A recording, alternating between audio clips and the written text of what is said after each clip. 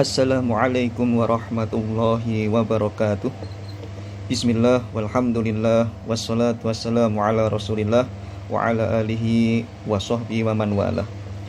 Naam, ahlan wa sahlan wa marhaban bikum jami'an.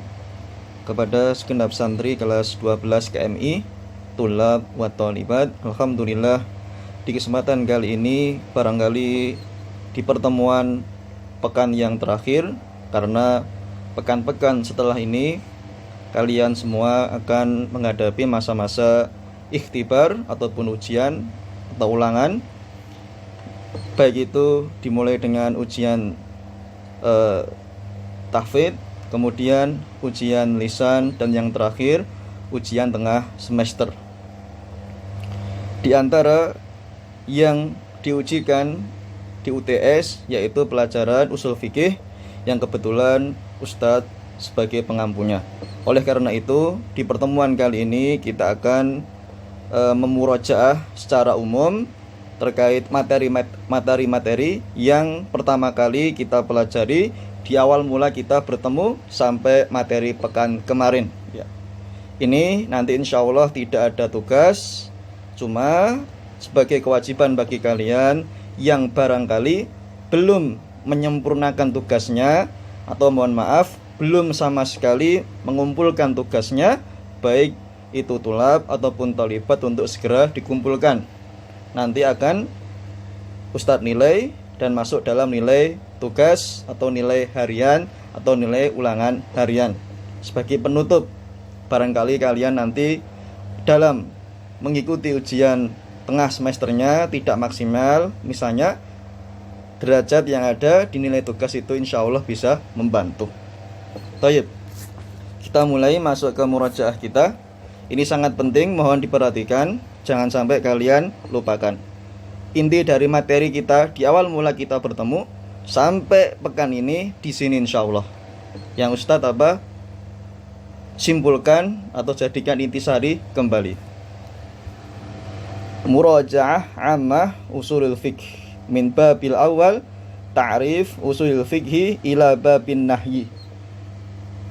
Materi yang diujikan dari awal bab ta'rif usul fikih sampai dengan bab an-nahyi, definisi pengertian ilmu usul fikih, sampai ke materi bab an-nahyu atau larangan.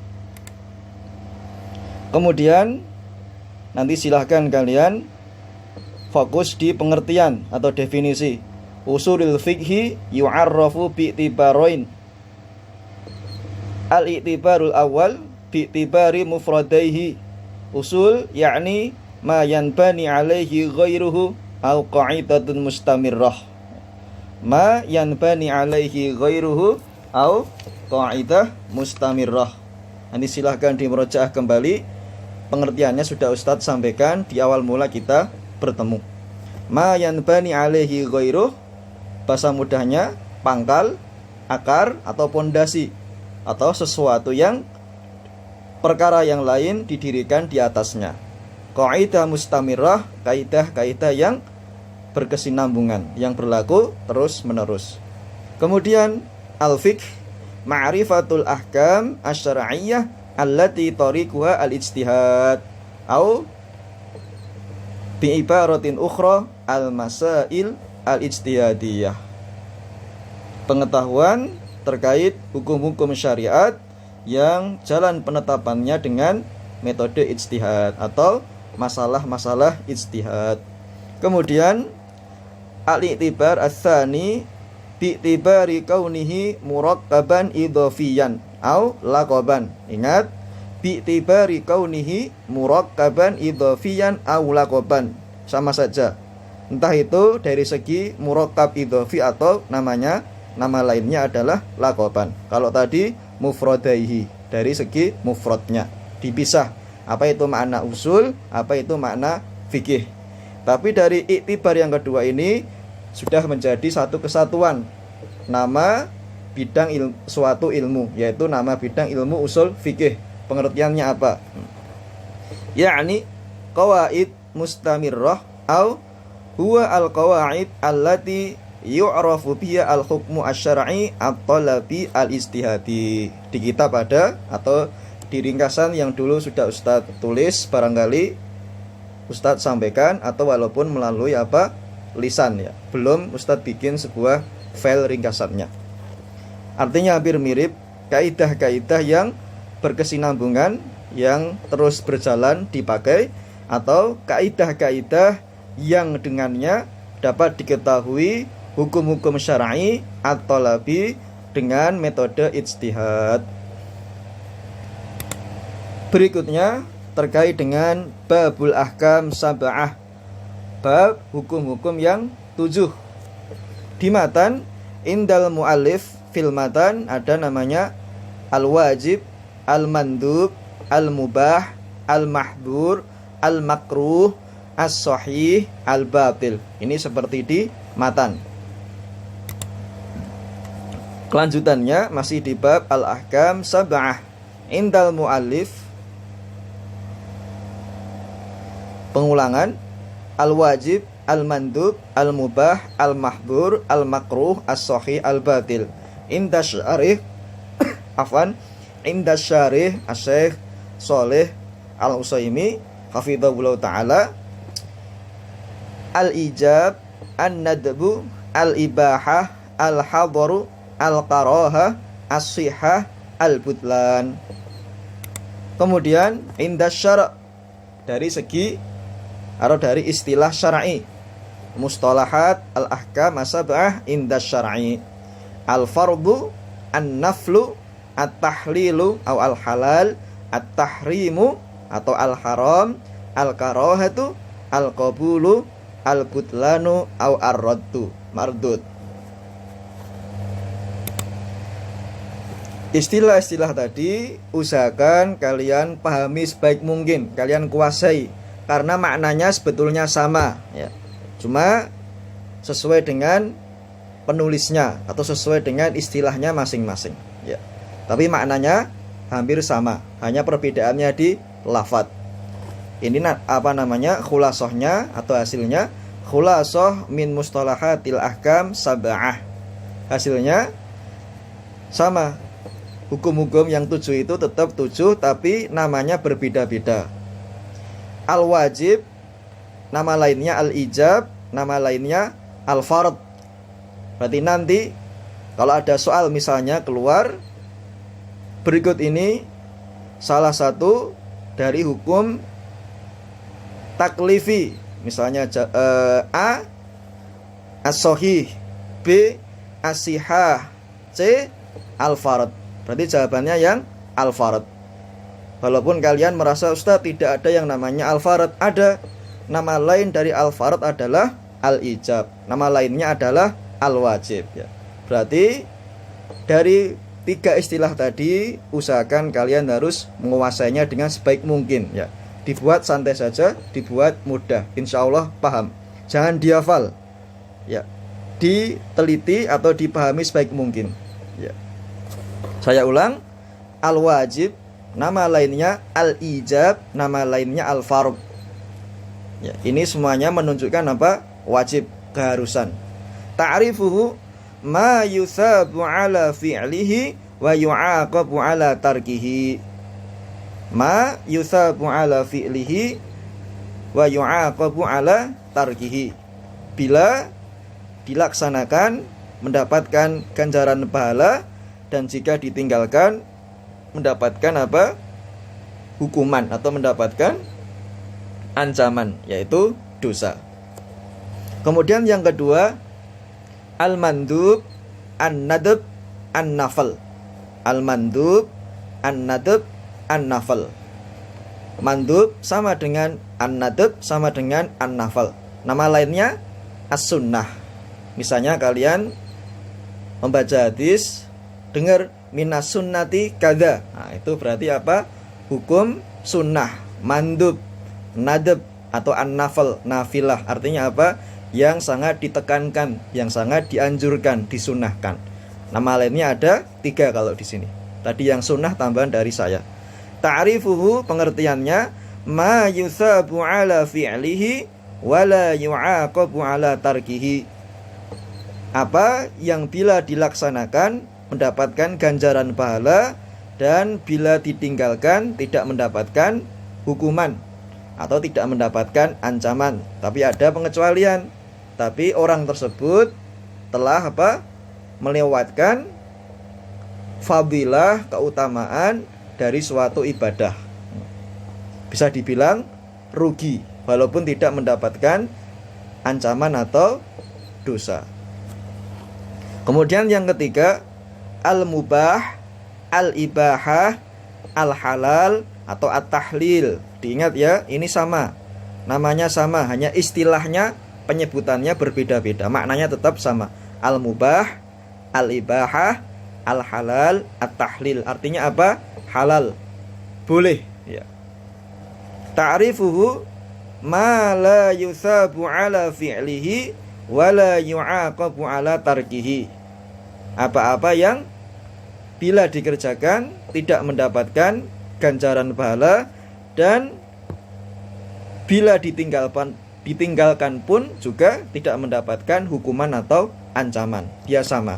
Tapi nanti kembali ke niat pelakunya masing-masing. Bila niatnya untuk beribadah, bermuamalah, takarub, maka dia mendapatkan pahala niat. Bila niatnya untuk bermaksiat, berleha-leha, dan yang lainnya mengandung kemungkaran, maka juga mendapatkan dosa. Tapi pengertiannya secara umum sebenarnya dia tidak terkait dengan adanya pahala dan ancaman atau adanya perintah dan larangan. Semuanya sama. Tapi di matan ma la yusabu ala fi'lihi wa la yu'aqabu ala tarkihi. Sesuatu apabila dikerjakan dia tidak mendapatkan pahala dan bila ditinggalkan dia juga tidak mendapatkan hukuman ataupun ancaman. Pengertian dari al-halal, at-tahlil, al-ibahah atau al-mubah. Kemudian yang keempat, hukum yang keempat, al-mahdzur, nama lainnya al-hadar, nama lainnya al-haram, dan nama lainnya at-tahrim. Di kita terkenal dengan nama haram, yang diharamkan. Ini semua nama-nama tadi sama ya, walaupun istilahnya penyebutannya berbeda tapi maknanya sama. Apa itu yang dilarang? Walaupun istilah-istilahnya berbeda. Al-mahdzur, al-hadaru, al-haramu, at-tahrim. Sama, yang diharamkan. Apa pengertiannya?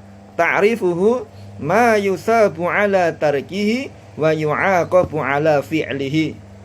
Sesuatu yang bila ditinggalkan atau dijauhi, tidak dilaksanakan, mendapatkan ganjaran pahala, dan bila dikerjakan mendapatkan ancaman, siksa atau hukuman. Pengertian dari haram atau al-hadar atau al-mahdzur. Yang kelima, al-makruh atau al-karohah. Ini cuma ada dua di istilah ya. Al-makruh atau al-karohah, yang dicela atau yang dibenci. Pengertiannya ma yusabu ala tarkihi wa la yu'aqabu ala fi'lihi.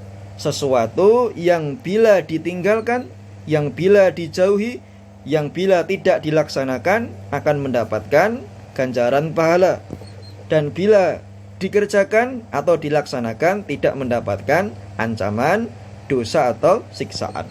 Pengertian dari al-makruh, nama lainnya al-karohah. 5 ini tadi, al-wajib, kemudian al-mandub, al-mubah, al-mahdzur, al-makruh, dengan istilah-istilah lainnya termasuk hukum taklifi. Yang 5 ini tadi. Kemudian yang keenam, as-sahih au as-sihah au al-qabul. As-sahih nama lainnya as-sihah. As-sihah nama lainnya al-qabul. 3 istilah ini maknanya sama, cuma penyebutannya berbeda. Ta'rifuhu ma yu'taddu bihi wa yata'allaqu bihin nufuz au muwafaqatu hukmi syar'i. Pengertiannya ma yu'taddu bihi wa yata'allaqu bihin nufuz, artinya dianggap dan terlaksana dari segi pandangan syariat. Suatu hukum yang hukum tersebut sudah dianggap dan kewajibannya terlaksana, atau bahasa kita sah, atau al-qabul, diterima. Pengertian lainnya muwafaqatu hukmi syar'i. Di kitab ada, atau di dulu yang Ustadz sampaikan juga Ustadz tulis. Maknanya apa? Yang sesuai dengan tuntutan hukum syar'i. Artinya apa? Sah. Sudah dianggap bebas dari kewajiban dan menggugurkan suatu tuntutan. Kemudian yang ketujuh, hukum yang terakhir, al-batil, al-butlan, raddun atau mardud. Al-batil nama lainnya al-butlan. Al-butlan nama lainnya radd atau mardud. Artinya apa? Batal atau yang tertolak. Ta'rifuhu ma la yata'allaqu bihin nufud wa la yu'taddu bihi, atau mukhalafatu hukmi syar'i, sesuatu yang belum terlaksana dan belum dianggap dalam apa? Hukum syar'i, entah itu dalam ibadah atau muamalah. Kewajibannya belum terbebas dan tuntutannya belum gugur. Orangnya masih memiliki tanggungan. Karena apa? Pelaksanaannya batal. Kenapa? Au mukhalafatu hukmi syar'i, menyelisihi hukum syar'i. Bahasa mudahnya apa? Batal, gitu aja. Belum sah, perlu diulang. Hukum yang nomor 6 sama yang nomor 7 ini sesuai dengan apa yang pernah kita pelajari, masuk ke hukum wad'i. Tolong diingat ya. Yang 5 tadi, al-wajib, al-ijab, al-farad, al-mandub, al-mubah, al-mahdhur, al-makruh, al-karoha itu masuk hukum taklifi. Tapi yang as-sohih, as-sikhah, al-qabul, al-batil, al-butlan, rad atau mardud itu masuk hukum wad'i. Nama-nama lainnya tolong dikuasai dengan baik, juga pengertiannya, jangan sampai dilupakan. Sama yang terakhir apa? Contohnya kalau bisa. Tapi yang perlu digarisbawahi, nama-nama ini sama pengertiannya. Contoh barangkali keluar 1 atau 2. Kemudian berikutnya, al-hukmu syar'i naw'an taklifiyun, at-taklifi wal wad'i atau taklifiyun wa wad'iyun. Al-hukmu taklifi huwa al-khitab asy-syar'i at-talabi al-muta'alliq bi fi'lil 'abdi iktidha'an aw takhyiran. Sudah pernah kita bahas, nanti silahkan kalian dimurojaah kembali. Asnafuhu, bagian-bagiannya, jenis-jenisnya tadi sudah kita bahas. Al-wajib, al-mandub, al-mubah, al-mahdhur, al-makruh. Ingat, nama lainnya juga harus kalian pahami. Nama lain dari al-wajib tadi apa? Al-ijab. Nama lainnya al-farad. Al-mandub, nama lainnya an-nafal, nafilah, nama lainnya an-nadab, nama lainnya as-sunnah, seperti itu. Kemudian al-hukmul wad'i, ma huwal hukmul wad'i? Al-khitabu syar'i at-talabi al-muta'alliq bi wad'i syai'in alamatan ala syai'in. Afwan, ini kurang. Al-muta'alliq bi wad'i syai'in alamatan ala syai'in.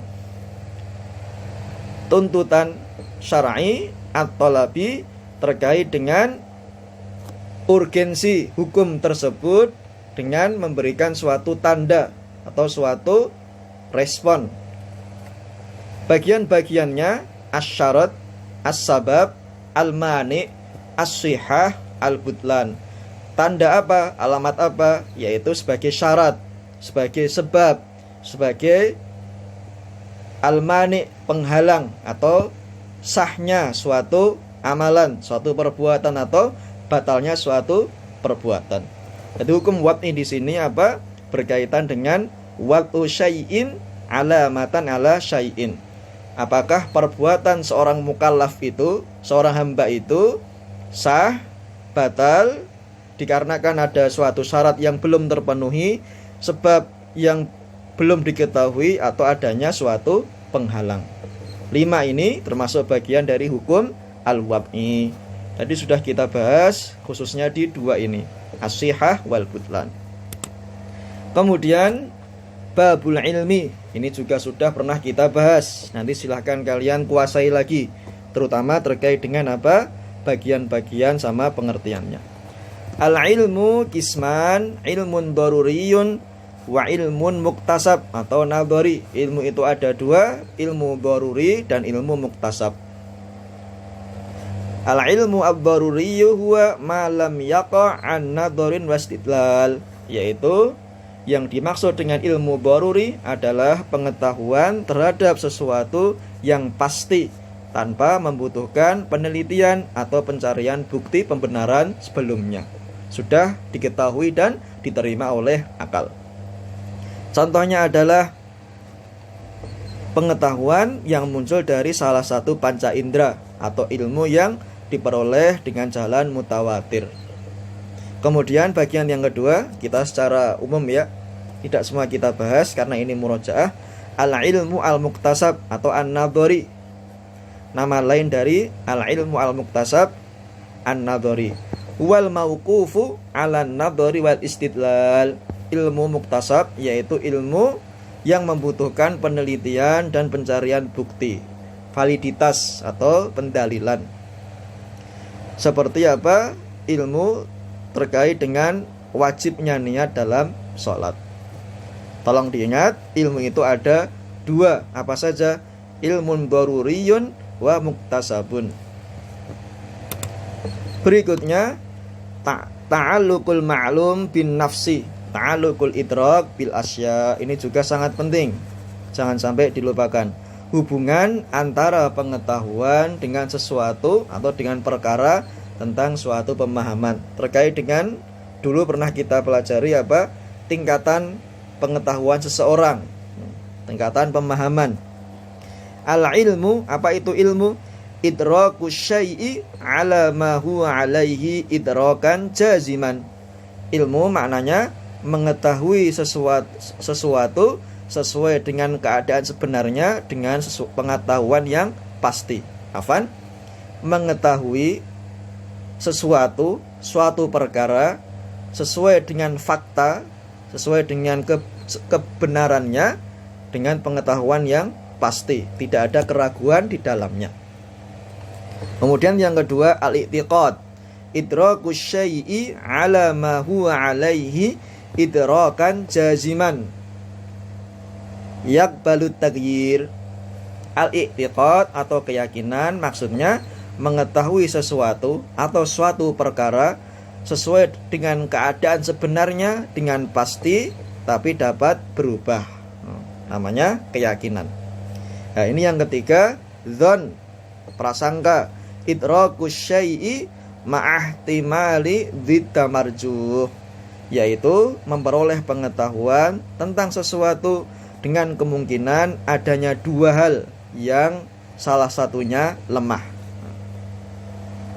Prasangka ya, menurut sangkaanku misalnya. Yang keempat, syak. Apa itu syak? Idraku syai'i ma'ahtimali dzidda musawin. Syak atau ragu-ragu, keraguan, memperoleh pengetahuan tentang sesuatu dengan kemungkinan dua hal, dua pendapat lainnya yang sama-sama kuat, 50-50 misalnya kalau kita presentasikan. Yang don tadi 60-40, berarti lebih banyak ada kemungkinan benarnya. Kalau ini entah itu benar, entah itu salah, sama-sama kuat, 50 dibanding 50. Yang kelima, wahmun atau waham, idraku syai'i ma'ahtimali bidarajihin. Waham yaitu memperoleh pengetahuan tentang sesuatu dengan kemungkinan adanya hal lainnya, pendapat lainnya yang lebih kuat. Ini di bawah ragu, berarti lebih banyak apa? Kemungkinan salahnya atau tidak taunya. Misalnya kalau kita presentasikan 60-40, yang 40 bagian dari al-waham. Yang keenam, al-jahlu, ketidaktahuan atau kebodohan. Adamul idrak, al-jahl yaitu ketidaktahuan, tidak memiliki pengetahuan tentang suatu hal, tentang suatu perkara. Berikutnya, aqsamul jahli, jenis-jenis atau bagian-bagian dari kebodohan, ketidaktahuan itu ada dua. Yang pertama, al-jahlul basit, yaitu adamul idraki bil kulliyah. Jahlun basit, tidak mengetahui suatu perkara secara menyeluruh. Memang dia tidak tahu, benar-benar tidak tahu, belum tahu. Bisa diartikan belum tahu, bisa diartikan bodoh sesuai dengan keadaannya masing-masing. Bagian yang kedua, al-jahlu al-murakkabu, idraku syai'i ala wajhi yukhalifu ma huwa alaihi. Ingat ya, ini lebih parah. Tidak yakin, tidak tahu, tapi apa? Membangkang, tapi ngeyel. Jahlun murakkab, yaitu memperoleh pengetahuan tentang sesuatu dari segi menyelisih apa yang sebenarnya, tidak sesuai dengan fakta. Berikutnya, ini juga penting, babul kalam, sesuai dengan apa yang ada di matan.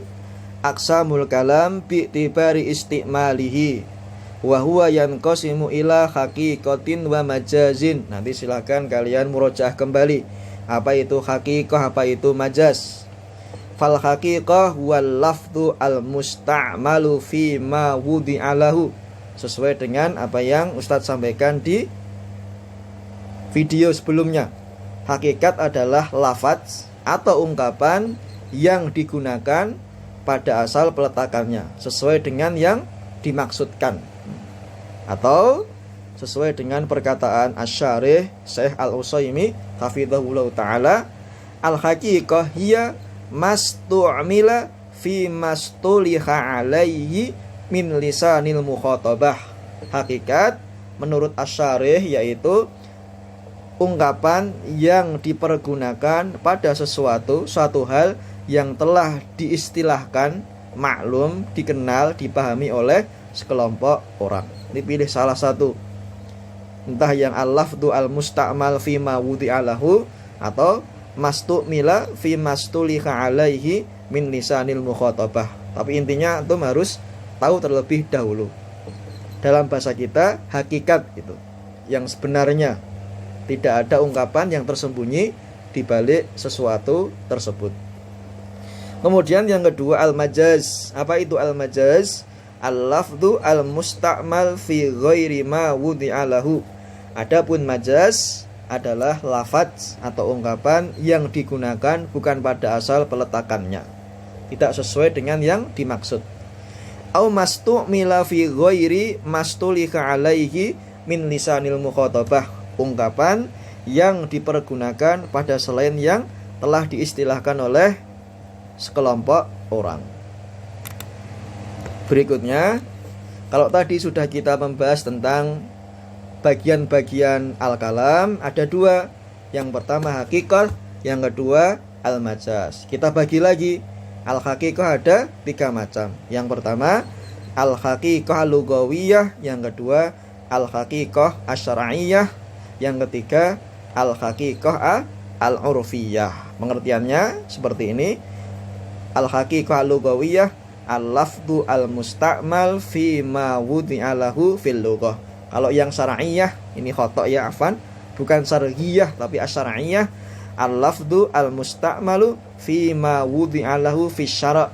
Kemudian yang al-urfiyah, al-lafdu al-musta'malu fi ma wudi'alahu fil uraf. Berarti ada 3, hakikat lughawiyah, hakikat syar'iyyah, hakikat urfiyah. Contohnya sudah ada, nanti silakan kalian murojaah kembali. Yang terpenting apa? Kalian kuasai materinya, pengertian, definisi, sama bagian-bagiannya, dan kalau bisa dengan contohnya. Berikutnya, kalau tadi sudah kita bahas bagian kalam ada 2, hakikat dan majaz. Bagian hakikat juga ada 3, lughawiyah, syar'iyyah, urfiyah. Sekarang kita yang bagian al-majaz, terbagi menjadi 4, yaitu al-majaz bi ziyadah, al-majaz bin nuqsan, al-majaz bin naql, al-majaz bil isti'arah. Contohnya, laisa kamitslihi syai'un, sesuai dengan firman Allah Ta'ala, tidak ada sesuatu pun yang semisal, sebanding dengan Allah Ta'ala.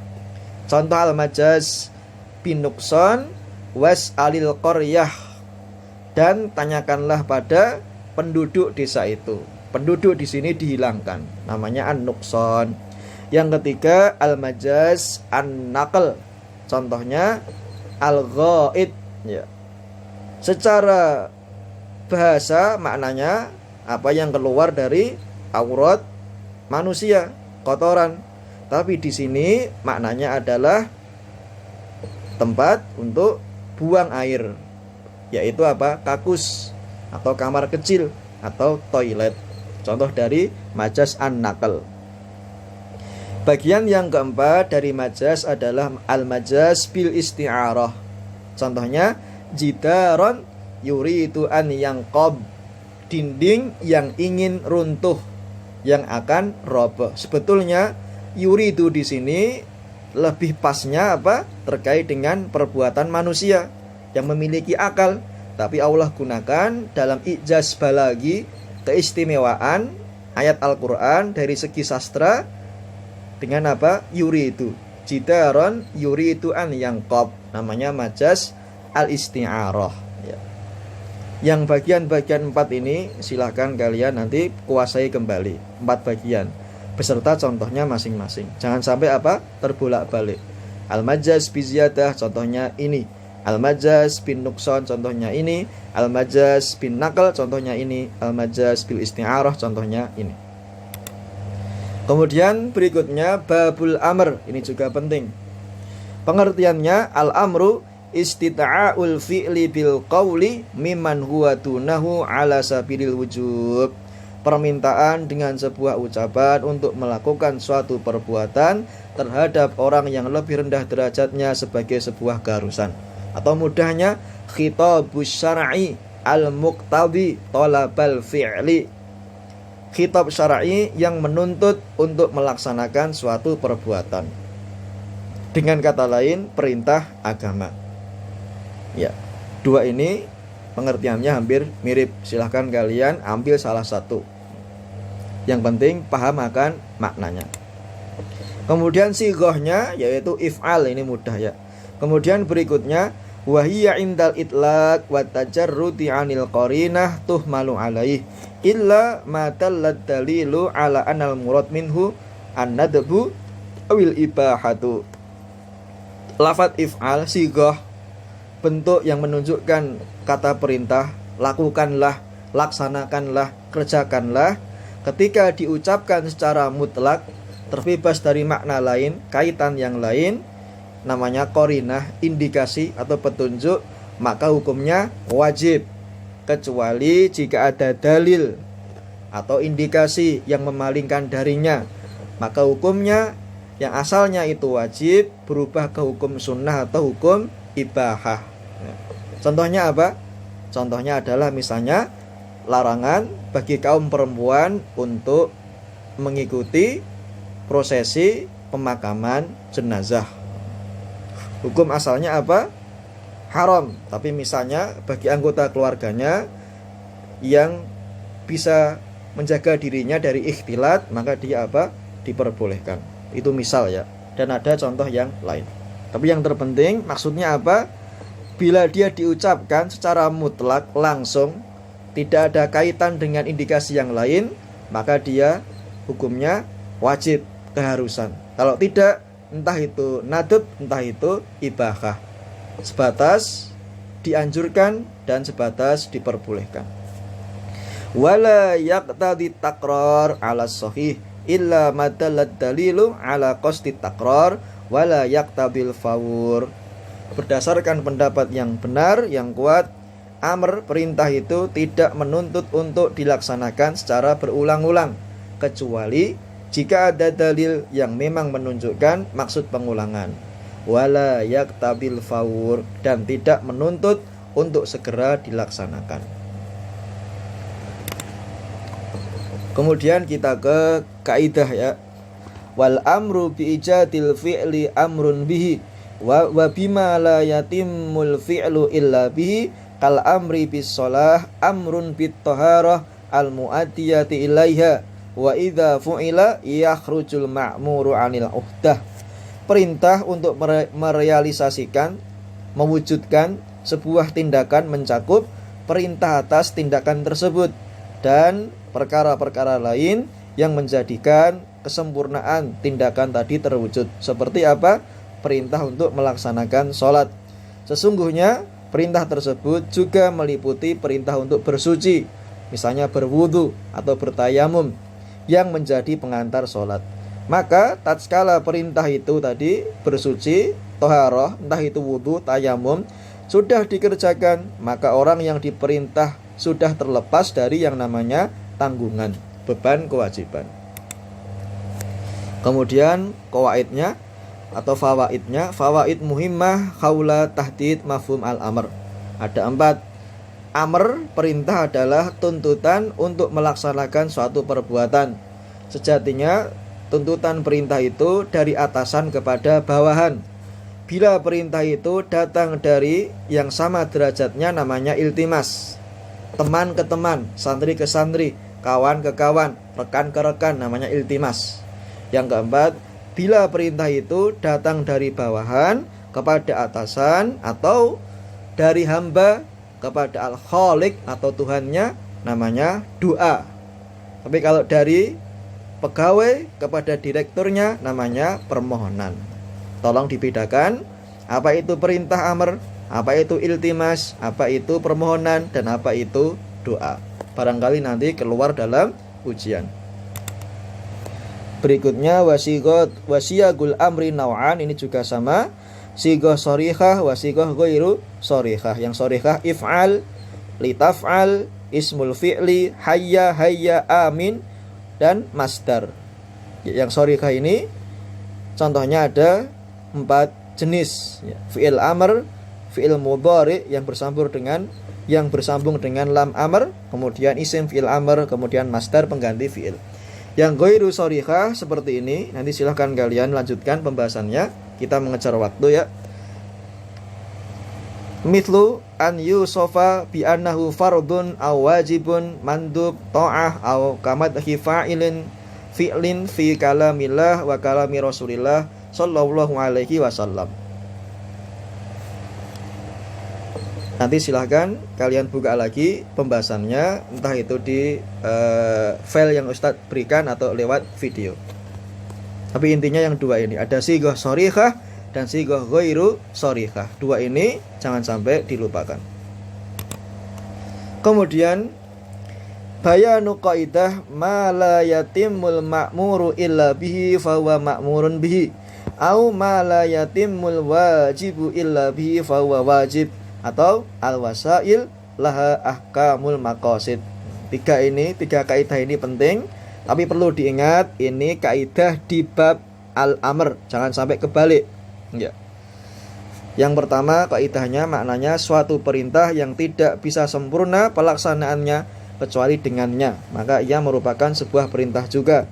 Atau ma la yatimul wajibu illa bihi fahuwa wajib, sesuatu kewajiban, perintah yang tidak akan sempurna kecuali dengannya, maka sesuatu tersebut menjadi wajib juga hukumnya. Contohnya apa tadi? Contohnya orang yang akan haji, berarti perlu dia apa? Biaya, tenaga, usaha, dan yang lainnya. Atau orang yang sholat kebetulan tidak memiliki baju yang menutup aurat, maka dia wajib membeli baju agar sholatnya apa? Terlaksana dan sah. Kemudian kaidah yang ketiga, al-wasail laha ahkamul maqasid. Hukum sarana, wasilah, perantara untuk mencapai tujuan adalah sebagaimana hukum yang dituju tersebut. Makna-maknanya hampir mirip, cuma istilahnya berbeda. Seperti ini maknanya sama ya. Ma la yatimul ma'muru illa bihi fahuwa ma'murun bihi, sama halnya dengan ma la yatimul wajibu illa bihi fahuwa wajib, atau al-wasail laha ahkamul maqasid. Pengertiannya dalam bahasa Arab, annal amra bil maqsad au bil maqsid yatadammanul amra biwasilatihi. Ini pengertian tadi, kaidah tersebut dalam bahasa Arab, yaitu perintah yang dapat dikerjakan untuk mencapai suatu tujuan. Hal itu mencakup perintah untuk melakukan sebab-sebabnya atau wasilahnya agar bisa mewujudkan tujuan tersebut. Dipahami ya? Misalnya kita belajar agar tercapai ilmu yang kita pelajari, berarti butuh apa? Alat tulis misalnya. Berarti butuh niat yang baik, butuh keseriusan misalnya. Atau dalam hal ibadah, misalnya sholat, berarti butuh untuk berwudu, kemudian menghadap kiblat, kemudian niat, kemudian tempat yang suci dan yang semisalnya. Intinya apa? Terpenuhi rukun dan syaratnya atau syarat sahnya. Kemudian bagian ini alladzi yadkhulu fil amri wan nahyi wa ma la yadkhul, pernah kita bahas, nanti silahkan kalian lanjutkan pembahasannya, dibaca sendiri ya, mandiri. Ada poin-poin penting diantaranya orang yang tidak masuk dalam bab amr dan nahyu, as-sahi, orang yang lalai, as-sobi, anak kecil, al-majnun, orang yang tidak berakal atau orang gila, dia tidak masuk dalam tuntutan syariat. 3 ini jangan sampai dilupakan. Kemudian masalah penting tadi, apakah orang kafir itu juga mendapatkan tuntutan seperti orang yang beriman?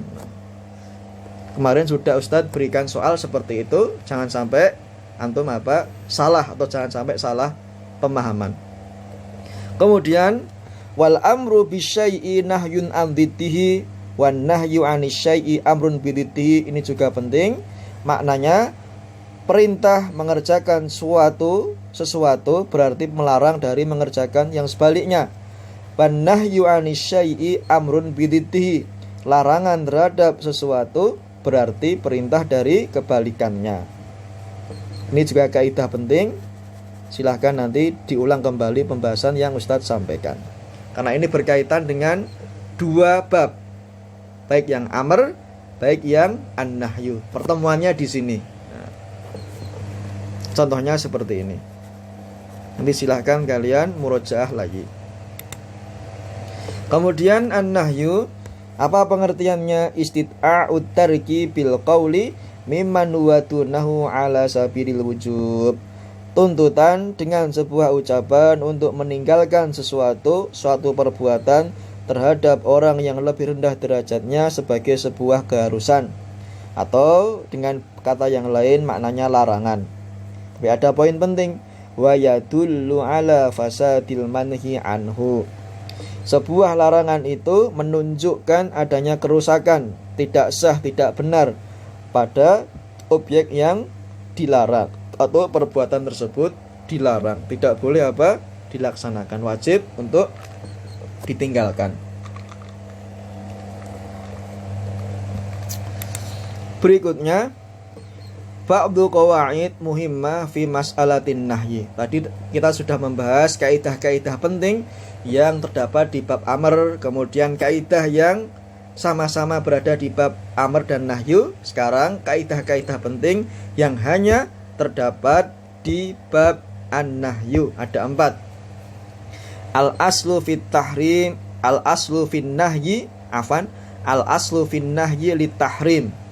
Pada dasarnya nahyu itu menunjukkan hukum haram, indal itlaq wa tajarrud anil qarinah, kecuali jika ada indikasi dalil lain yang menunjukkan hukum lain. Tapi intinya di sini al-aslu fin nahyi at-tahrim. Larangan itu menunjukkan keharaman, wajib ditinggalkan. Kaidah yang kedua, an-nahyu yaqtabi takror. Nahyu itu pada dasarnya menuntut pengulangan larangan dalam setiap waktu, bersifat terus menerus, kecuali jika ada dalil lain yang menyelisihinya. Kaidah yang ketiga, an-nahyu yaqtadil fawur. Pada dasarnya nahyu itu, larangan itu menuntut untuk segera ditinggalkan, tidak boleh ditunda-tunda. Yang keempat, an-nahyu yadullu ala fasadil manhi anhu. Ini sebagaimana yang ada di matan. Pada dasarnya nahyu, larangan itu menunjukkan rusaknya sesuatu yang dilarang. Maksudnya bagaimana? Perbuatan itu kalau tetap dilaksanakan tidak diterima, tidak sah, tidak dianggap dia membebaskan suatu kewajiban dan menggugurkan suatu tuntutan. Justru orangnya mendapatkan ancaman dosa atau siksaan. Maka dia yadullu ala fasadil manhi anhu. Ini yang terakhir, poin-poin penting yang harus kalian pahami. Ada sekitar 7 poin ya. Ketika nanti mengikuti ujian tengah semester. Nanti insya Allah mudah ya. Jangan kalian bikin pusing, entah soalnya bagaimana Ustadz, apakah sulit, apakah panjang. Ini di sini poinnya. Yang pertama, silahkan kalian kuasai definisi materi per bab, pengertiannya. Dari tadi pengertian usul fikih, kemudian bab al-ahkam as-sab'ah, kemudian al-kalam, ilmu, amr, kemudian an-nahyu, dan bagian-bagiannya. Kemudian penguasaan materi secara umum, tidak usah detail ya, umumnya saja. Oh ini pengertiannya ini, oh bagiannya ini, jenisnya ini, contohnya ini, atau dalilnya kalau ada ini, selesai. Yang kedua, bagian-bagian afrod, asnaf, anwa, nama lain tadi seperti al-wajib, kemudian al-ijab, kemudian an-nadab dan sebagiannya, itu juga penting. Atau jenis-jenisnya, misalnya al-kalam ada 2, al-haqiqah wal majaz. Al-haqiqah ada 3, haqiqah lugawiyah, haqiqah syar'iyyah, haqiqah urfiyah. Al-majaz juga ada 4 tadi, misalnya sebutkan, seperti itu. Dan hal-hal yang terpenting terkait materi tertentu tiap-tiap bab.